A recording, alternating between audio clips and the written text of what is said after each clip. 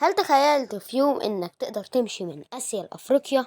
مش بخيال ولا فيلم خيال علمي. إحنا بنتكلم عن مشروع حقيقي اسمه جسر موسى. مشروع عملاق سياسي واقتصادي وتنموي، وكل ده تحت مية البحر الأحمر. ورا المشروع ده قصة أكبر من مجرد جسر. خليني أحكي لك الحكاية من الأول.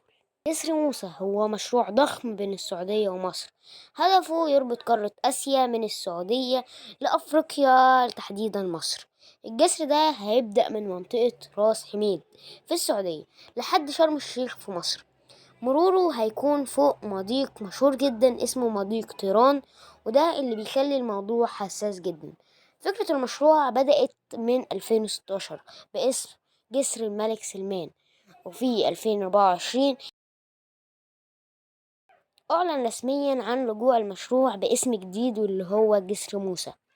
الجسر مش بس معمار، ده مشروع سياسي من الطراز التقيل، بيعزز التعاون بين مصر والسعودية، بيوضح إن السعودية عايزة تمد نفوذها ناحية أفريقيا تحديدا مصر.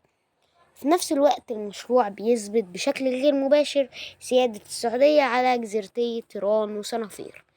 ده ممكن يعمل حساسية في بعض الأوساط الإسرائيلية والدولية. الجسر هيكون فيه طريق سيارات وإطار سريع ومناطق لوجستية، هيقلل طبعا من تكلفة التجارة والنقل بين القارتين، ويخلق فرص استثمارية وسياحية، وكمان هيخلق فرص عمل للشباب.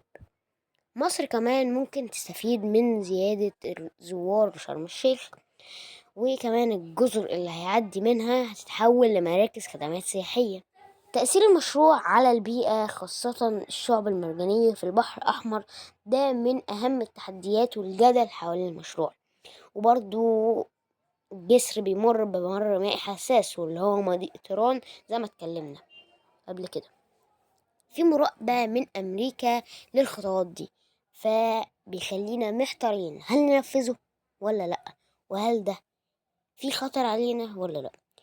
هل المشروع هيتم فعلا ولا هيفضل حلم؟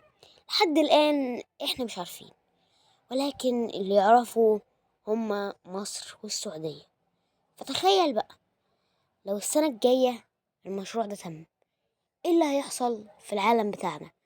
وهل في حاجات هتتغير ولا لا؟ مشروع زي جسر موسى ممكن يغير شكل المنطقة ويربط بين قارات، مصالح وسياسات. لكن السؤال الحقيقي، هل هو مجرد جسر ولا مفتاح جديد لتوازن جديد في الشرق الأوسط كله؟